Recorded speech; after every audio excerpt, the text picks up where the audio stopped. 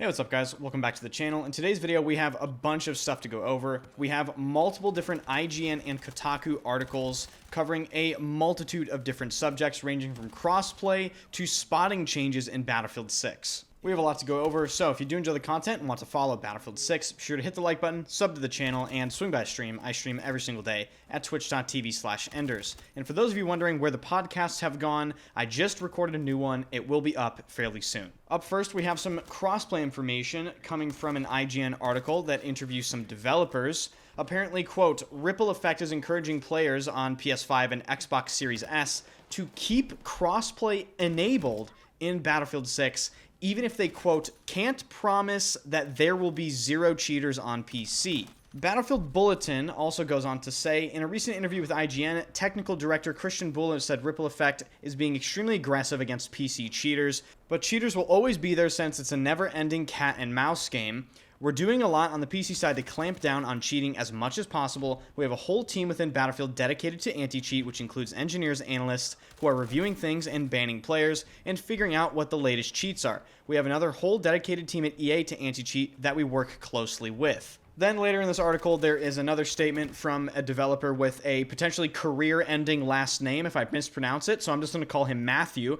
Moreover, senior console combat designer Matthew said crossplay will be on by default when a player loads into Battlefield 6 for the first time, but console players who turn it off will limit their pools to the PlayStation and Xbox communities. So something really important to take home from that is there is console-only crossplay in Battlefield 6. I know that has been a big topic of discussion and a big worry for a lot of console players as to whether or not that will be available. It sounds from this statement like it is in the game. And now, because this is an Enders video, this is probably where I piss off 95% of people watching it, I have to say something about crossplay. I've seen over the years a lot of console players approach crossplay with the mindset that it's a complete impossibility to play against mouse and keyboard players. And I 100% support the console players that want to turn off crossplay to avoid cheaters. I 100% support the console players that want to turn off crossplay just because they just want to play against console players. But there is a certain sect of people that turn off crossplay and try to make it sound like mouse and keyboard players are all impenetrable gods that take no damage, hit all headshots, have the greatest aim of all time. And it's generally just an insufferable part of the conversation. And I just want to put it out there that really 90% of Battlefield gameplay has nothing to do with input. Most of it is positioning, timing, awareness, and a slew of other factors. And aiming really is a very small part of it. Does having good aim make your gameplay better? Does it make your gameplay easier and more effective? Absolutely. You can do that on both inputs, but, you know, it just always rubbed me the wrong way. Some people surrounding this crossplay conversation, they just make it seem like every mouse and keyboard player is a fucking legend, when I can guarantee you the overwhelming majority of PC FPS players are just as poor at playing FPS games as the overwhelming majority of console FPS players. So that's my 2 cents on that major fucking cope. And we'll return to the normal scheduled programming right now. The next thing we're going to cover are some considerable changes to the way spotting and passive spotting works in Battlefield 6. Now, before I go over this, I need to make a very clear distinction between the passive local spotting that you see in BF6, where you look at somebody and their nameplate appears above their head, and actual real spotting that everybody can see if you hit Q on somebody and you get a little XP thing that says enemy spotted. There's a massive confusion surrounding this because a lot of people seem to think that the passive spotting, where enemies' nameplates show up on your screen when you look at them, is real spotting that the entire team can see. These are two completely different things. But in this IGN article, summarized by Battlefield Bulletin, Ripple Effect has, quote, made some considerable changes to the auto-spotting system in Battlefield 6 by reducing both the range and its duration since the open beta. Now, I believe what they're referring to here when they say auto-spotting is the passive local spotting that only you can see when you look at an enemy player. In the article, they go on to say this, quote, we found out a lot in open beta that it was obviously very strong, just like players said. Really, players ended up just shooting Doritos. light environments, dark environments. They were just like, hey, aim at the Dorito, you're going to hit something at the end of the day.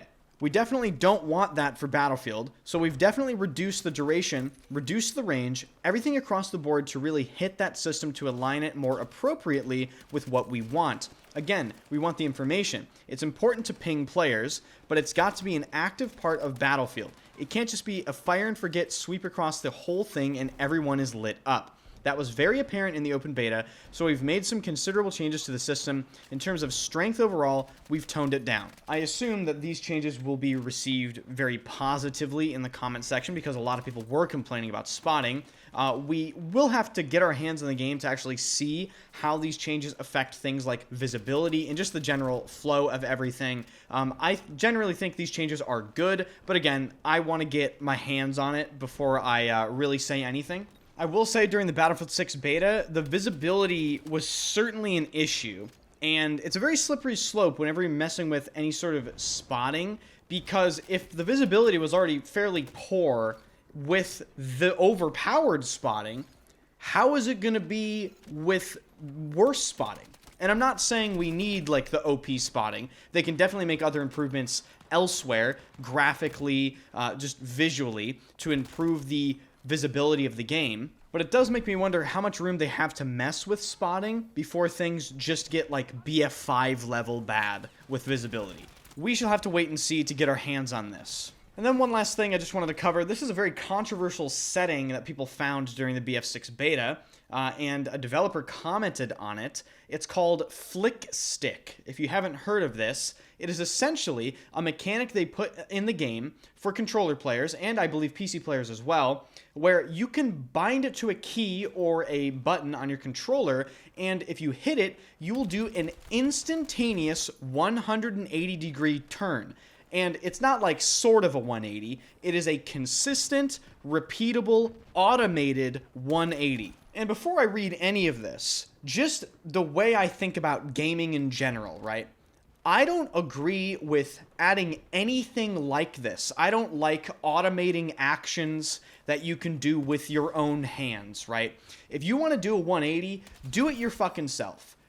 I don't like this whole thing where it's like, oh yeah, we'll add a button so you can do a 180. Like, what? But the reasoning, apparently, according to this developer, was it is for balancing when playing against mouse and keyboard players. The developer goes on to say that the inherent issue of including aim assist on controller is that you're constantly doing a big sweeping motion while looking around, you're constantly going full speed, and when you hit bubbles of aim assist and it automatically slows down, so you're kind of constantly fighting these systems that are preventing you from doing quick 180 turning.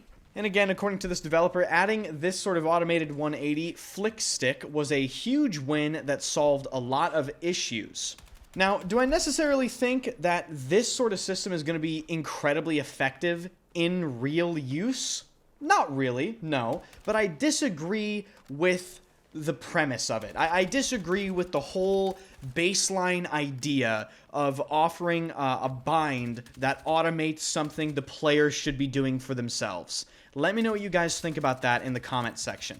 But other than that, that is going to do it for this video, guys. So, again, thank you guys so much for watching. Really do appreciate that. Let me know what you think about all this stuff. Be sure to hit the like button, subscribe to the channel, swing by stream, first link in the description.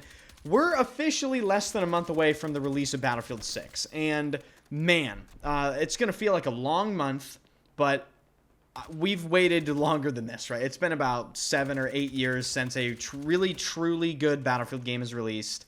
I hope they don't fuck anything up. I hope the game on launch is as well received as it was during the beta, and I guess it's time to never play Battlefield 2042 again after BF6 releases, and I can't wait for that. So thank you guys so much for watching, and I'll see you guys in the next one.